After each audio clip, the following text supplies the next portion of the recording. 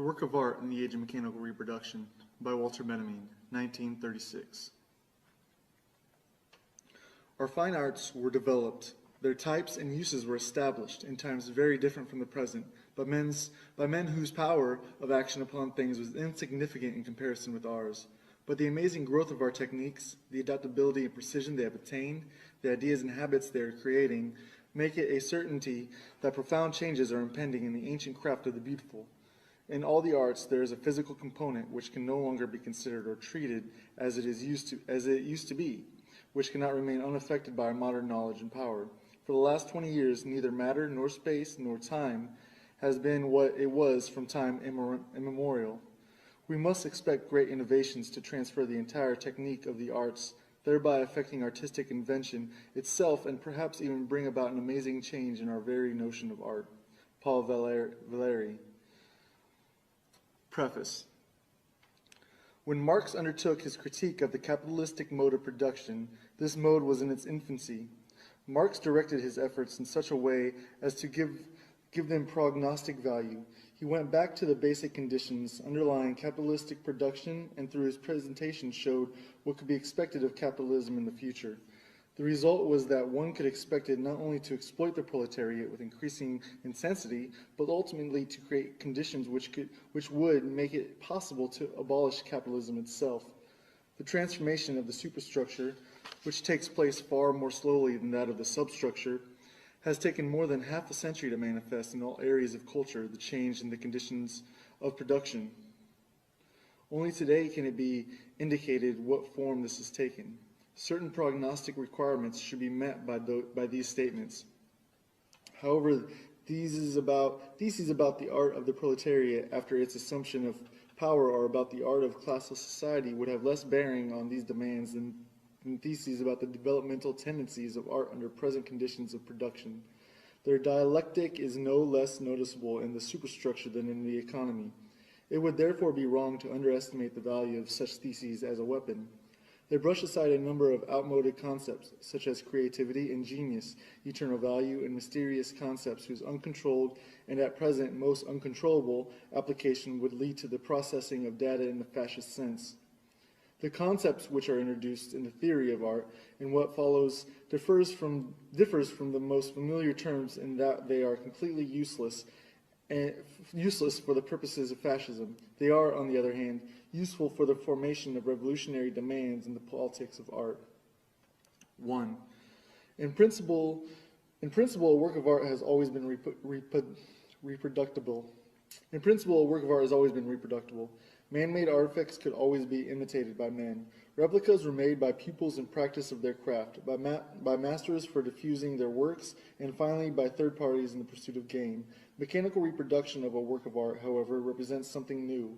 Historically, it advanced intermittently and in leaps at long intervals, but with accelerated intensity. The Greeks knew only two procedures of technically reproducing works of art: founding and stamping. Bronzes, terracottas, and coins were the only artworks which they produced in quantity. All others were unique and could not be mechanically reproduced. With the woodcut, graphic art became mechanically reproducible for the first time, long before script became reproducible by print. The enormous change which printing, the mechanical reproduction of writing, has brought about in literature are a familiar story.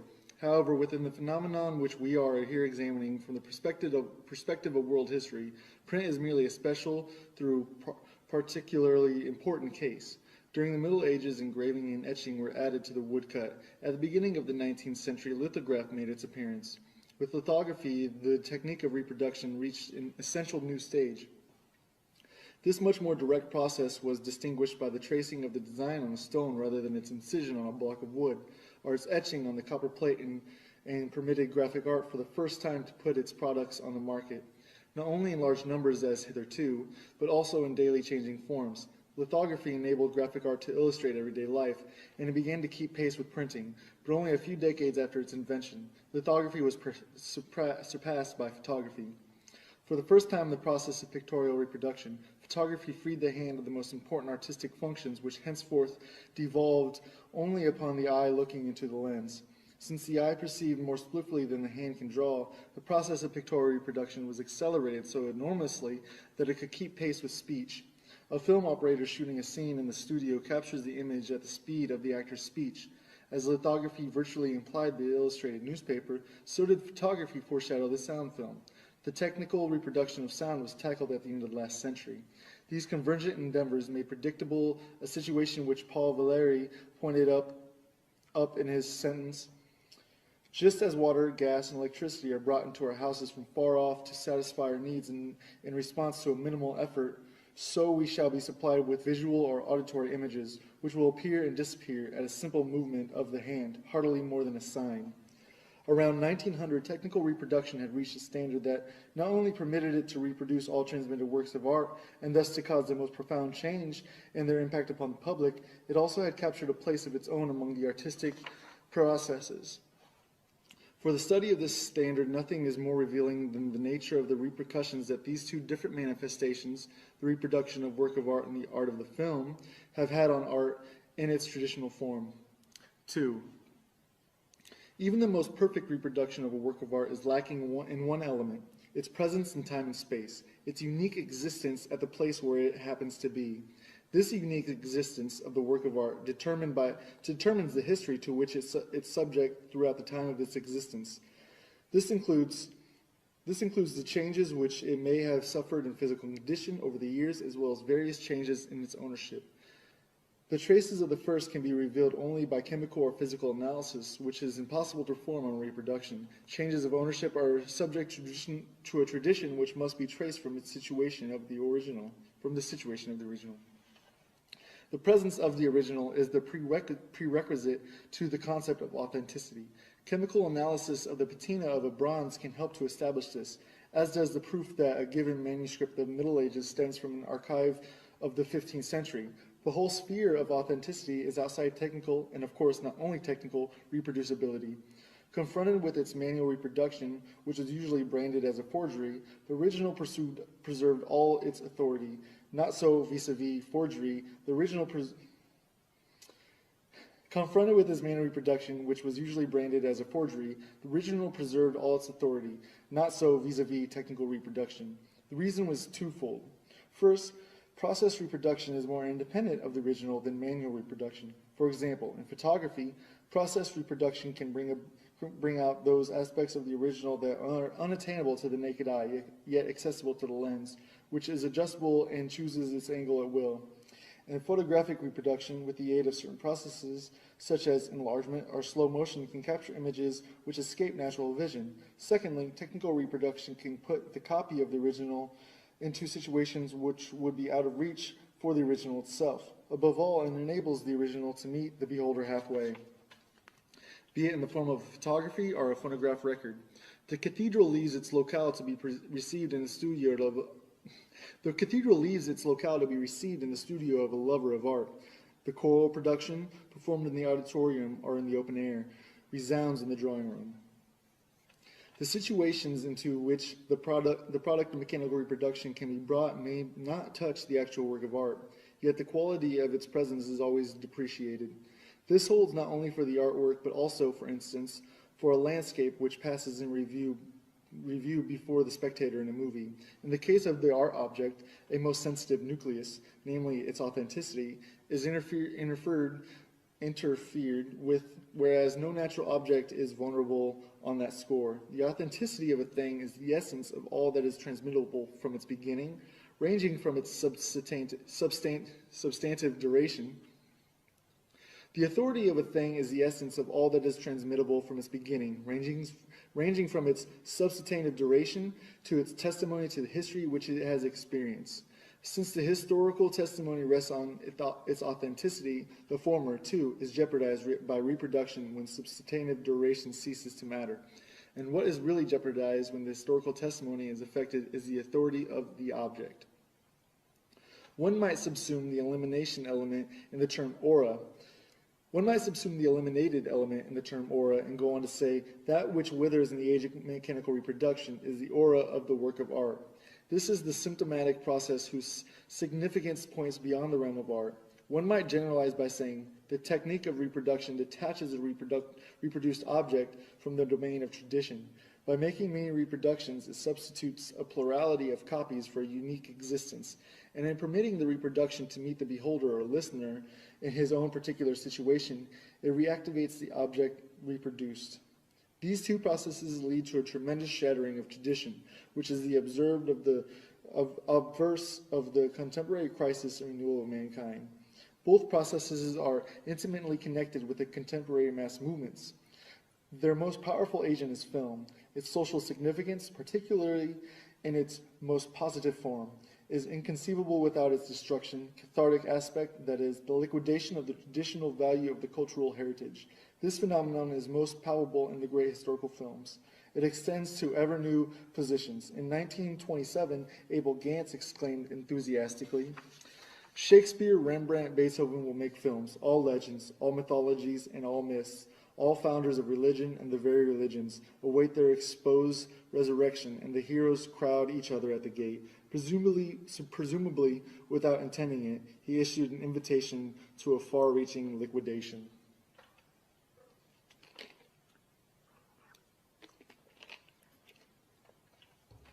Three, during long periods of history, the mode of human sense perception changes with humanity's entire mode of existence.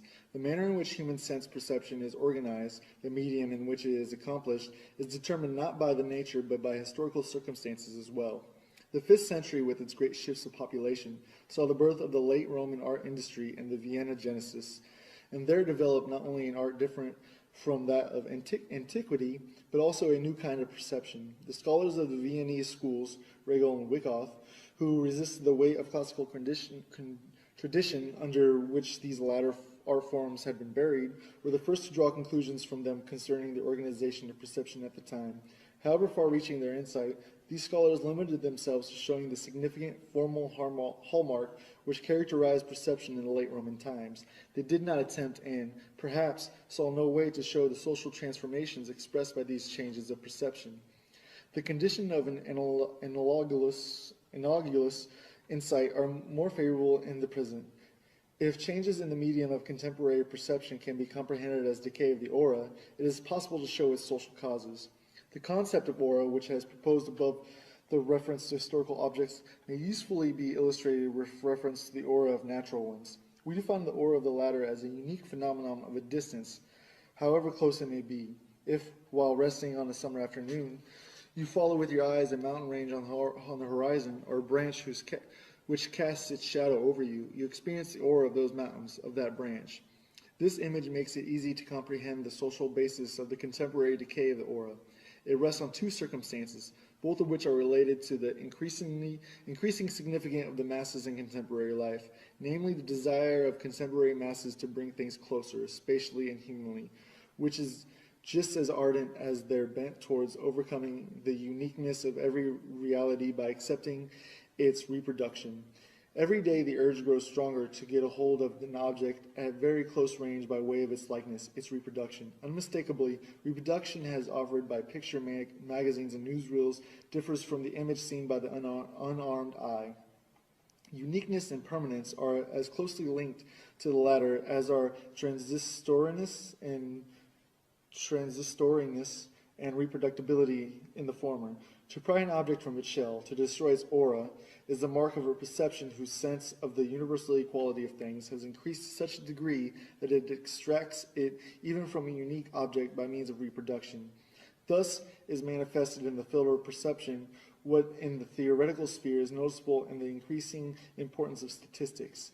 The adjustment of reality to the masses and of the masses to reality is a process of unlimited scope as much as thinking as for perception. 4. The uniqueness of a work of art is inseparable from its being embedded in the fabric of tradition.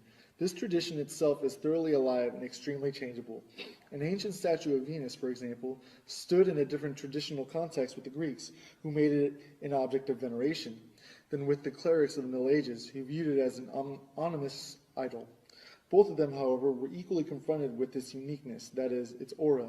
Originally, the contextual integration of art and tradition found its expression in the cult. We know that the earliest artworks originated in the service of the ritual, first the magical, then the religious kind. It is significant that the existence of the work of art with reference to its aura is never entirely separate from its ritual function. In other words, the unique value of the authentic work of art has its basis in ritual, the location of its original use value. This ritualistic basis, however remote, is still recognizable as secularized ritual even in the most profane forms of the cult of beauty. The secular cult of beauty, developed during the Renaissance and prevailing for 3 centuries, clearly showed that ritualistic basis in its decline and the first deep crisis which befell it. With the advent of the first truly revolutionary means of reproduction, photography, simultaneously with the rise of socialism, art sensed the approaching crisis which has become evident a century later.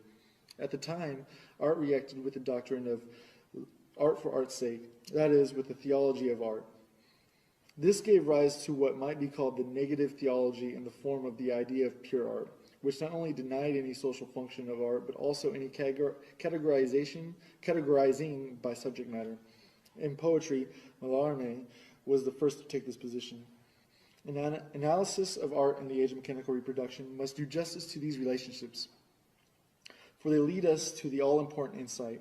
For the first time in world history, mechanical reproduction emancipates the work of art from its parasitical dependence on ritual. To an ever greater degree, the work of art reproduced becomes a work of art designed for reproducibility. From a photographic negative, for example, one can make any number of prints.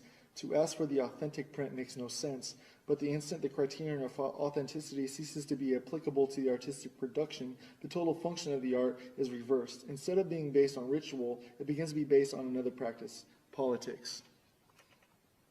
5. Works of art are received and valued on different planes. 2 polar types stand out, the one with accent on its cult value and the other on the exhibition value of the work. Artistic production begins with ceremonial objects destined to serve in a cult. One may assume that what mattered was their existence, not their being on view. The elk portrayed by the man of the Stone Age on the wall of his cave was an instrument of magic. He did expose it to his fellow man, but in the main it was meant for the spirits. Today the cult value would seem to demand that the work of art remain hidden. Certain statues of gods are accessible only to the priests in the cella. Certain Madonnas remain covered nearly all year round. Certain sculptures on medieval cathedrals are invisible to the spectator on ground level. With the emancipation of the various art practices from ritual go increasing opportunities for the exhibition of their products. It is easier to exhibit a portrait bust that can be sent here and there than to exhibit the statue of a divinity that has its fixed place in the interior of a temple. The same holds for the painting as against the mosaic or fresco that preceded it. And even though the public presentability of a mass originality may have been just as great as that of a symphony, the later originated at the moment when its public presentability promised to surpass that of the mass. With the different methods of technical reproduction of a work of art, its fitness for exhibition increased to such an extent that the quantitative shift between the 2 poles turned into a qualitative transformation of its nature. This is comparable to the situation of the work of art in prehistoric times when, by the absolute emphasis on its cult value, it was first and foremost an instrument of magic. Only later did it come to be recognized as a work of art. In the same way today, by the absolute emphasis on its exhibition value to the work of art becomes creation with entirely new functions, among which the one we are conscious of, the artistic function, later may be recognized as incidental. This much is certain. Today, photography and film are the most serviceable exemplifications of this new function. 6. In photography, exhibition value begins to displace cult value all along the line. The cult value does not give way without resistance. It retires into the ultimate retrenchment, the human countenance. It is no accident that the portrait was the focal point of early photography. The cult of remembrance of loved ones, absent or dead, offers a last refuge for the cult value of the picture. For the last time, an aura emanates from the early photographs into the fleeting expressions of a human face. This is what constitutes their melancholy, incomparable beauty. But as man withdraws from the photographic image, the exhibition value for the first time shows its superiority to the ritual value. To have pinpointed this new stage constitutes the incomparable significance of Atget, who around 1900 took photographs of deserted Paris streets. It has quite justly been said of him that he photographed them like scenes of crime. The scene of a crime, too, is deserted. It is photographed for the purpose of establishing evidence. With Atget, Photographs became standard evidence for historical occurrences and acquired a hidden political significance. They demand a specific kind of approach. Free-floating contemplation is not appropriated to them. They stir the viewer. He feels challenged by them in a new way. At the same time, picture magazines begin to put up signposts for him. Right ones are wrong ones, no matter. For the first time, captions have become obligatory, and it is clear that they have an altogether different character than the title of a painting.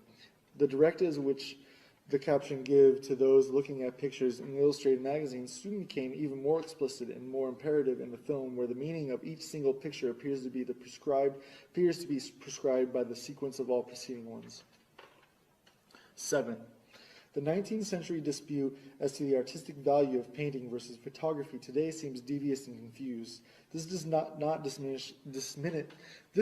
diminish its importance. However, if anything, it underlines it.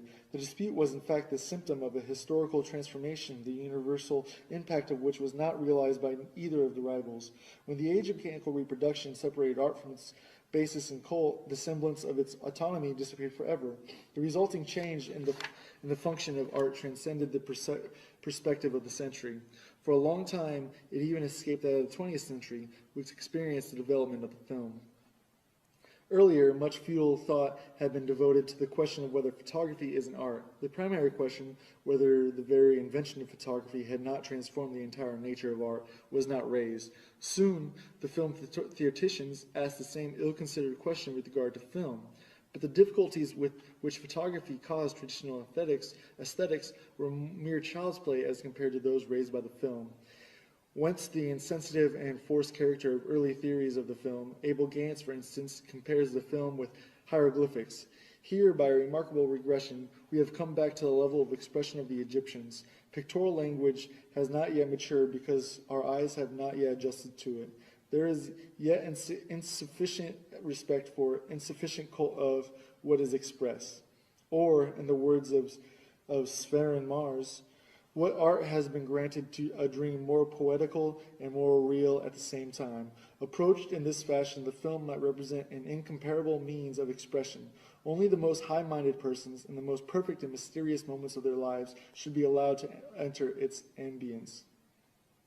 Alexander Arnault concludes his fantasy about the silent film with the question, do not all the bold descriptions we have given amount to the definition of prayer? It is instructive to note how their desire to class the film among the arts forces these theoreticians to read ritual elements into it with a striking lack of discretion. Yet when these speculations were published, films like L'Opinion Publique and The Gold Rush have already appeared. This, however, did not keep Abel Gance from adducing hieroglyphics for purposes of comparison, nor Severin Mars from speaking of the film as one might speak of paintings by Fra Angelico. Characteristically, even today, ultra-reactionary authors give the film a similar contextual significance, if not an outright sacred one, then at least a supernatural one. Commenting on Marx Reinhold's film version of A Midnight Summer's Dream, Werfel states that undoubtedly it was the sterile copying of the exterior world with its streets, interiors, railroad stations, restaurants, motorcars, and beaches, which until now had obstructed the elevation of the film to the realm of art. The film has not yet realized its true meaning, its real possibilities. These consist in the unique faculty to express by natural means, and with incomparable persuasiveness, all that is fairy-like, marvelous, supernatural.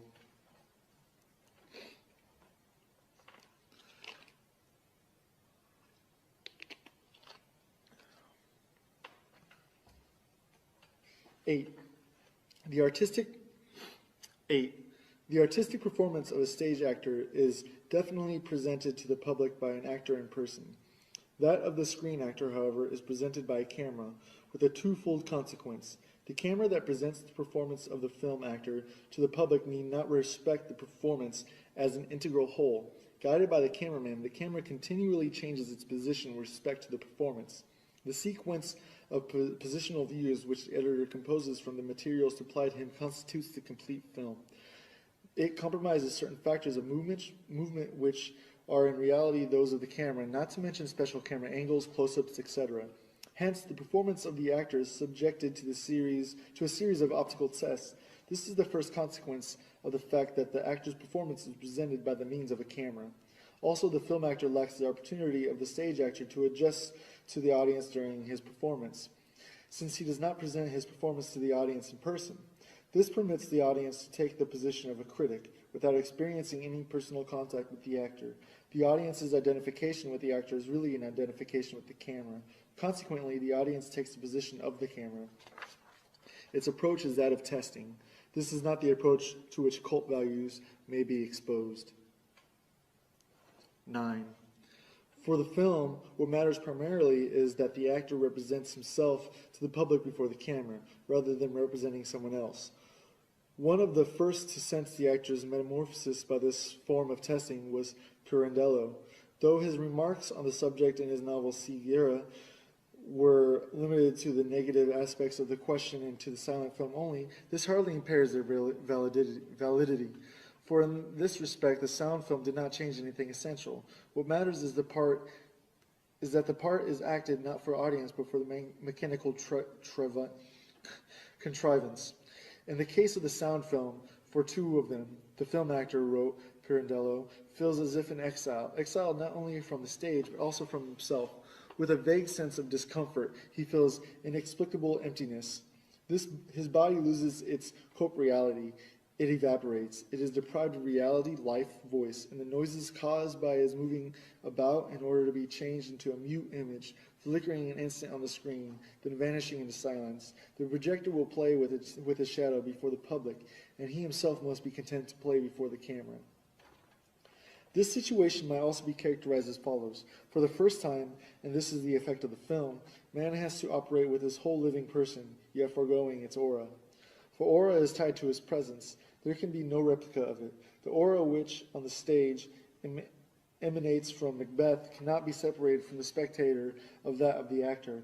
However, the singularity of the shot in the studio is that the camera is substitute for the public. Consequently, the aura that envelops the actor vanishes, and with it the aura of the figure he portrays. It is not surprising that it should be dramatists such as Pirandello, who, characterizing the film, inadvertently touches on the very crisis in which we see in theater. Any thorough study proves that there is indeed no greater contrast than that of the stage play to a work of art that is completely subject or, like the film, founded in mechanical reproduction. Experts have long recognized that in the film, the greatest effects are almost always obtained by acting as little as possible. In 1932, Rudolf Arnheim saw the latest trend in treating the actor as a stage prop chosen for its characteristic and inserted as at the proper place. With this idea, something else is closely connected. The stage actor identifies himself with the character of his role. The film actor very often is denied this opportunity.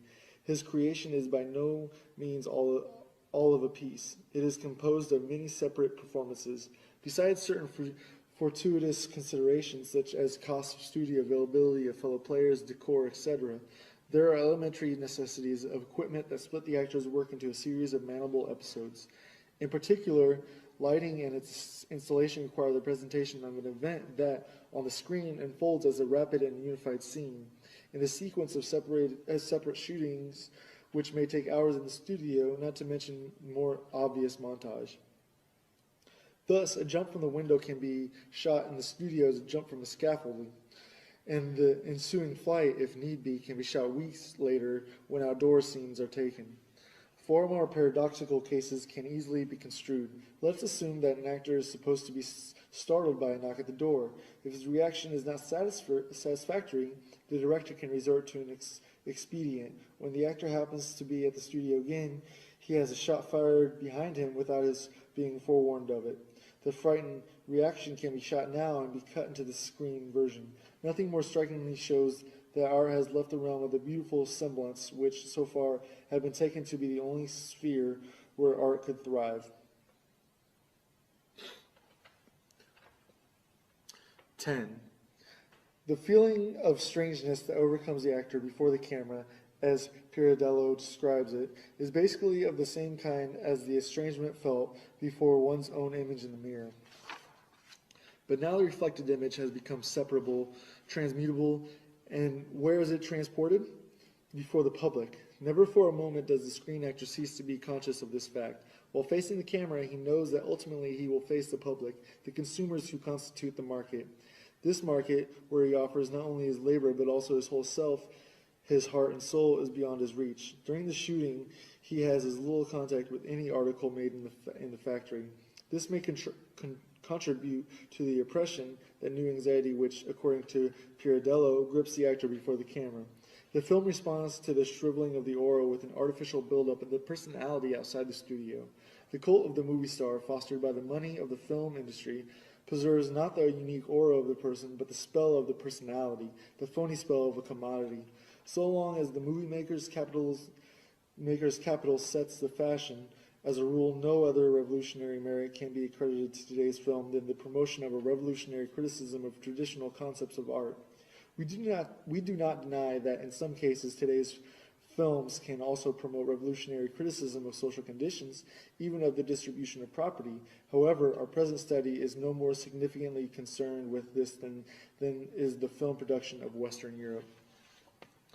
It is inherent in the technique of the film as well as that of sports that everybody who witnesses its accomplishments is somewhat of an expert. This is obvious to anyone listening to a group of newspaper boys leaning on their bicycles and discussing the outcome of a bicycle race. It is not for nothing that newspaper publishers arrange races for the delivery boys. These arouse great interest among the participants, for the victor has an opportunity to rise from delivery boy to professional racer. Similarly, the newsreel offers everyone the opportunity to rise from passerby to movie extra. In this way, any man might even find himself part of a work of art, as witness Vertov's 3 songs about Lenin or Ravine's Voronezh. Any man today can lay claim to being filmed. This claim can best be elucidated by a comparative look at the historical situation of contemporary literature. For centuries, a small number of writers were confronted by many thousands of readers. This changed toward the end of the last century.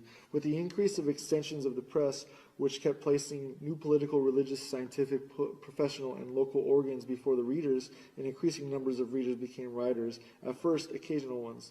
It began with the daily press opening to its readers space for letters to the editor, and today there is hardly a gainful employed European who could not, in principle, find an opportunity to publish somewhere or other comments on his work, grievances, documentary reports, or that sort of thing. Thus, the distinction between author and public is about to lose its basic character. The difference between merely functional, it may vary from case to case. At any moment, the reader is ready to turn into a writer. As expert which he had to become willy-nilly in an extremely specialized work process, even if only in some minor respect, the reader gains access to authorship. In the Soviet Union, work itself is given a voice. To present it verbally is part of a man's ability to perform the work. Literary license is now founded on polytechnic rather than the specialized training and thus become common property. All this can be easily applied to the film, where transitions that in literature took centuries have come about in a decade. In cinematic practice, particularly in Russia, this changeover has partially become established reality. Some of the players whom we meet in Russia films are not actors in our sense, but people who portray themselves, and primarily in their own work process. In Western Europe, the capitalistic exploitation of the film denies consideration to modern man's legitimate claim to being reproduced. Under these circumstances, the film industry is trying hard to spur the interest of the masses through illusion-promoting spectacles and dubious speculations. 11. The shooting of a film, especially of a sound film, affords a spectacle unimagined anywhere and any time before this. It presents a process in which it is impossible to assign to a spectator a viewpoint which would exclude from the actual scene such extraneous accessories as camera equipment, lighting machinery, staff assistants, etc., unless his eye were on a line parallel with the lens.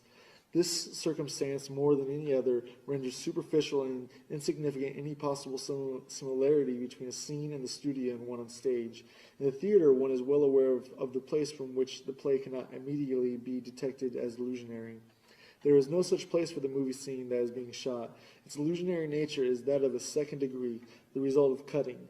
That is to say, in the studio, the mechanical equipment has penetrated so deeply into reality that its pure aspect, freed from the foreign substance of equipment is the result of a special procedure, namely the shooting by the specially adjusted camera and the mounting of the shot together with other similar ones.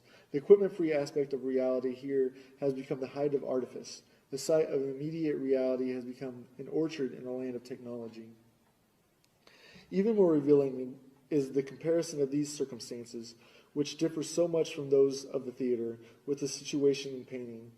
Here the question is, how does the cameraman compare to the painter? To answer this, we must take recourse to analogy with a surgical operation. The surgeon represents the polar opposite of the magician. The magician heals a sick person by the laying on of hands. The surgeon cuts into the painter's body. The magician maintains a natural distance between the patient and himself, though he reduces it very slightly by the laying on of hands. He greatly increases it by virtue of his authority. The surgeon does exactly the reverse. He greatly diminishes the distance between himself and the patient by penetrating into the patient's body and increases it but little by the caution with which his hand moves among the organs. In short, in contrast to the magician, who is still hidden in the medical practitioner, the surgeon, at the decisive moment, abstains from facing the patient man to man. Rather, it is through the operation that he penetrates into him. Magician and surgeon compare to painter and cameraman. The painter maintains in his work a natural distance from reality. The cameraman penetrates deeply into its web. There is tremendous difference between the pictures they obtain. That of the painter is a total one. That of the cameraman consists of multiple fragments which are assembled under a new law. Thus, for contemporary man, the representation of reality by the film is incomparably more significant than that of the painter, since it offers, precisely because of the thoroughgoing permeation of reality with mechanical equipment, an aspect of reality which is free of all equipment, and that is what one is entitled to ask from a work of art. 12. Mechanical reproduction of art changes the reaction of the masses towards art. The reactionary attitude towards a Picasso painting changes into the progressive reaction towards a Chaplin movie. The progressive reaction is characterized by the direct, immediate fusion of visual and emotional enjoyment with the orientation of the expert. Such fusion is of great social significance. The greater the decrease in the social significance of an art form, the sharper the distinction between criticism and enjoyment by the public. The conventional is uncritically enjoyed, and the truly new is criticized with aversion. With regard to the screen, the critical and the receptive attitudes of the public coincide. The decisive reason for this is that individual reactions are predetermined by the mass audience response they are about to produce, and this is nowhere more profound than in the film. The moment these responses become manifest, they control each other. Again, the comparison with painting is fruitful. A painting has always had an excellent chance to be viewed by one person or by a few. This simultaneous contemplation of paintings by a large public, such as developed in the 19th century, is an early symptom of the crisis of painting, a crisis which was by no means occasioned by exclusively by photography, but rather in a relatively independent manner by the appeal of artworks to the masses. Painting simply is in no position to present an object for simultaneous collective experience, as it was possible for architecture at all times, for the epic poem in the past, and for the movie today. Although this circumstance in itself should not lead one to conclusions about the social role of painting, it does constitute a serious threat as soon as painting, under special conditions and, as it were, against its nature, is confronted directly by the masses. In the churches and monasteries of the Middle Ages and at the princely courts up to the end of the 18th century, a collective reception of painting did not occur simultaneously, but by graduated and hierarchized mediation. The change that has come about is an expression of the particular conflict in which painting was implicated by the mechanical reproducibility of painting. Although paintings began to be publicly exhibited in galleries and salons, there was no way for the masses to organize and control themselves in their reception. Thus, the same public which responds in a progressive manner towards a grotesque film is bound to respond in a reactionary manner to the surreal. 13. The characteristic of the film lie not only in the manner in which man presents himself to mechanical equipment, but also in the manner in which, by means of his apparatus, man can represent his environment. A glance at occupational psychology illustrates the testing capacity of the equipment. Psychoanalysis illustrates it in a different perspective. The film has enriched our film of perception with methods which can be illustrated by those of Freudian theory. 50 years ago, a slip of the tongue passed more or less unnoticed. Only exceptionally may such a slip have revealed dimensions of depth in a conversation which had seemed to be taking its course on the surface. Since the psychopathology of everyday life, things have changed. This book isolated and made analyzable things which had heretofore floated along unnoticed in the broad stream of perception. For the entire spectrum of optical and now also acoustical perception, the film has brought about a singular deepening of a perception. It is only an obverse of this fact that behavior items shown in a movie can be analyzed much more precisely and from more points of view than those presented on paintings or on the stage. As compared with painting, film behavior lends itself more readily to analysis because of its incomparably more precise statement of the situation. In comparison with the stage scene, the film behavior item lends itself more readily to analysis because it can be isolated more easily. This circumstance derives its chief importance from its tendency to promote a mutual penetration of art and science. Actually, of a screen behavior item which is neatly brought out in a certain situation, like a muscle of a body, it is difficult to say which is more fascinating, its artistic value or its value for science. To demonstrate the identity of the artistic and scientific uses of photography, which heretofore usually were separated, will be one of the revolutionary functions of the film. By close-ups of the things around us, by focusing on hidden details of familiar objects, by exploring commonplace milieus under the ingenious guidance of the camera, the film, on the one hand, extends our comprehension of the necessity which rule our lives. On the other hand, it manages to assure us of an immense and unexpected field of action. Our taverns and our metropolitan streets, our offices and furnished rooms, our railroad stations and our factories appear to have us locked up hopelessly. Then came the film and burst this prison world asunder by the dynamite of the 10th of a second, so that now, in the midst of its far-flung ruins and debris, we calmly and adventurously go traveling. With the close-up, space expands. With slow motion, movement is extended. The enlargement of a snapshot does not simply render more precise what in any case was visible, though unclear. It reveals entirely new structural formations of the subject. So too, slow motion not only presents familiarity qualities of movement, but reveals in them entirely unknown ones, which, far from looking like retarded rapid movements, given the effects of singularity gliding, floating supernatural motions. Evidently, a different nature opens itself to the camera that opens to the naked eye, if only because an unconsciously penetrated space is substituted for a space consciously explored by man. Even if one has a general knowledge of the way people walk, one knows nothing of a person's posture during the fractional second of a stride. The act of reaching for a lighter or a spoon is familiar routine, yet we hardly know what really goes on between hand and metal, not to mention how this fluctuates with our mood. Here the camera intervenes with the resources of its lowering and liftings, its interpretations and isolations, its extensions and accelerations, its enlargements and reductions. The camera introduces us to unconscious optics as does psychoanalysts to unconscious impulses.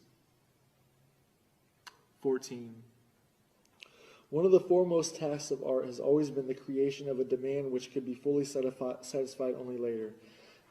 The history of every art form shows critical epochs in which a certain art form aspires to effects which could be fully obtained only with a changed technical standard, that is to say, a new art form.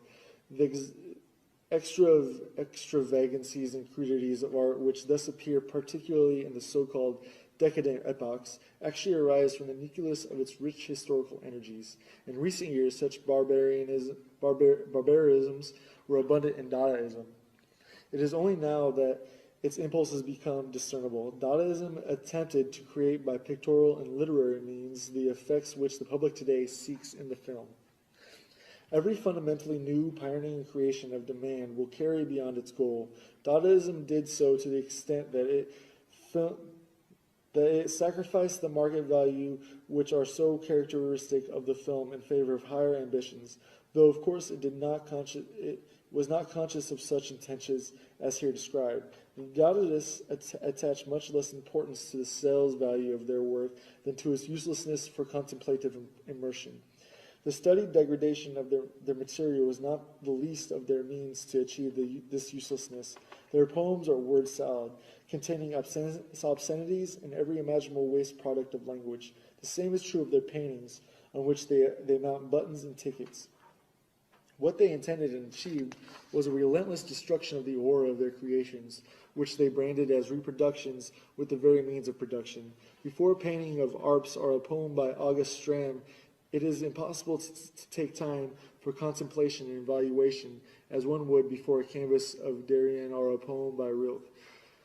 In the decline of middle-class society, contemplation became a school for asocial behavior. It was countered by distraction as a variant of social conduct.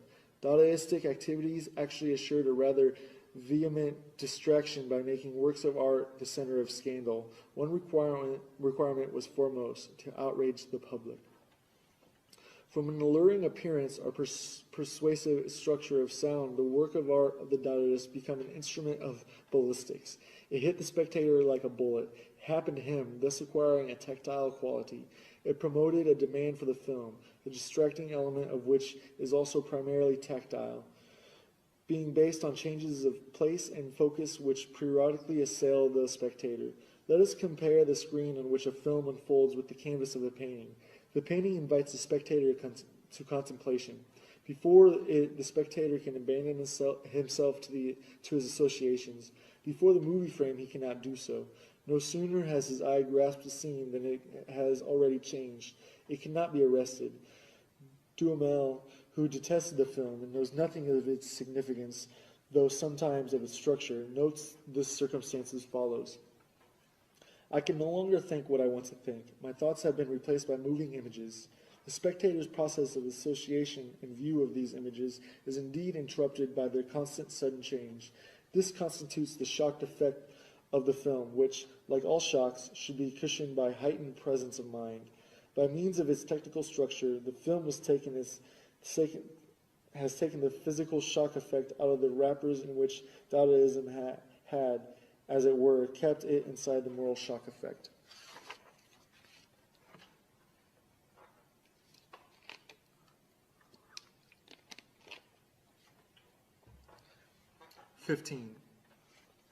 The mass is a matrix from which all traditional behavior toward works of art issues today in a new form. Quantity has been transmuted into quality. The greatly increased mass of participants has produced a change in the mode of participation. The fact that the new mode of participation first appeared in a disputable form must not confuse the spectator, yet some people have launched spirited attacks against precisely this superficial aspect. Among these, Duhamel has expressed himself in the most radical manner. What he objects to most is the kind of participation which the movie elicits from the masses. Duhamel calls the movie a pastime for helots, a diversion for the uneducated, wretched, worn-out creatures who are consumed by their worries, a spectacle which requires no concentration and proposes no intelligence, which kindles no light in the heart and awakens no hope other than the ridiculous one of someday becoming a star in Los Angeles. Clearly, this is at bottom the same ancient lament that the masses seek distraction, whereas art demands concentration from the spectator. That is a commonplace. The question remains whether it provides a platform for the analysis of the film. A closer look is needed here. Distraction and concentration form polar opposites, which may be stated as follows. A man who concentrates before a work of art is absorbed by it. He enters into this work of art the way legend tells of the Chinese painter when he reviewed his finished painting. In contrast, the distracted mass absorbs the work of art. This is most obvious in regard to buildings. Architecture has always represented the prototype of a work of art, the reception of which is consummated by a collectivity in a state of distraction. The laws of its reception are most instructive. Buildings have been man's companions since primeval times. Many art forms have developed in Paris. Tragedy begins with the Greeks, is extinguished with them, and after centuries, its rules are revived. The epic poem, which had its origin in the youth of nations, expires in Europe at the end of the Renaissance. Panel painting is a creation of the Middle Ages, and nothing guarantees its uninterrupted existence. But the human need for shelter is lasting. Architecture has never been idle. Its history is more ancient than that of any other art, and its claim to be a living force has significance in every aspect to comprehend the relationship of the masses to art. Buildings are appropriated in a twofold manner, by use and by perception, or rather by touch and sight. Such appropriation cannot be understood in terms of the intensive concentration of a tourist before a famous building. On the tactile side, there is no counterpart to contemplation on the optical side. Tactile appropriation is accomplished not so by attention as by habit. As regards architecture, habit determines to a large extent even optical reception. The latter, too, occurs much less through ramped attention than by noticing the object in incidental fashion. This mode of appropriation, developed with reference to architecture in certain circumstances, acquires canonical value. For the tasks which face the human apparatus of perception at the turning points of history cannot be solved by optical means, that is, by contemplation alone. They are mastered gradually by habit, under the guidance of the tactile appropriation. The distracted person, too, can form habits. More, the ability to master certain tasks in a state of distraction proves that their solution has become a matter of habit. Distraction as provided by art presents a covert control of the extent to which new tasks have become soluble by appreciation. Since, moreover, individuals are tempted to avoid such tasks, art will tackle the most difficult and most important ones where it is able to mobilize the masses. Today it does so in the film. Reception in a state of distraction, which is increasing noticeably in all fields of art and is symptomatic of profound changes in apperception, finds in the film its true means of exercise. The film, with its shock effect, meets this mode of reception halfway. The film makes the cult value recede into the background, not only by putting the public in the position of the critic, but also by the fact that at the movies, this position requires no attention. The public is an examiner, but an absent-minded one.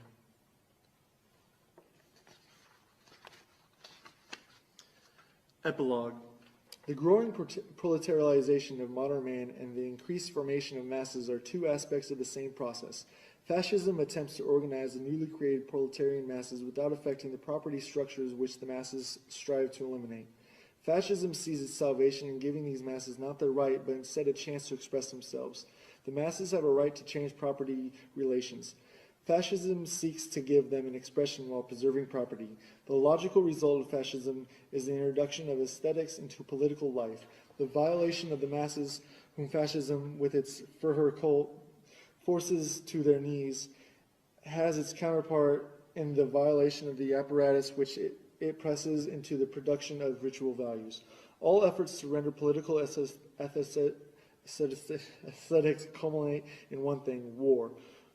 War and war only can set a goal for mass movements on the largest scale while respecting the traditional property systems. This is the political formula for the situation. The technological formula may be stated as follows. Only war makes it possible to mobilize all today's technical resources while maintaining the property system. It goes without saying that the fascist hypothesis of war does not employ such arguments. Still, Marinetti says in his manifesto on the Ethiopian colonial war, for 27 years we futurists have rebelled against the branding of war as anti-aesthetic. Accordingly, we state, war is beautiful because it establishes man's dominion of the subjugated machinery by means of gas masks, terrifying megaphones, flamethrowers, and small tanks. War is beautiful because it initiates the dreamt of metalizations of the human body. War is beautiful because it enriches a flowering meadow with the fiery orchids of machine guns. War is beautiful because it combines the gunfire, the cannonades, the ceasefire, the sense, and the stench of putrefaction in the symphony. War is beautiful because it creates new architecture like that of the big tanks, the geometrical formation flights, the smoke spirals from burning villages, and many others. Poets and artists of futurism, remember these principles of the aesthetic of war so that your struggle for a new literature and a new graphic art may be illuminated by them. This manifesto has a virtue of clarity. Its formulations deserve to be accepted by dialecticians. To the latter, the aesthetics of today's war appears as follows. If the natural utilization of productive forces is impeded by the property system, the increase in technical devices and speed and in the sources of energy will press for an unnatural utilization, and this is found in war. The destructiveness of war furnishes proof that society has not been mature enough to incorporate technology as its organ, that technology has not been sufficiently developed to cope with the elemental forces of society.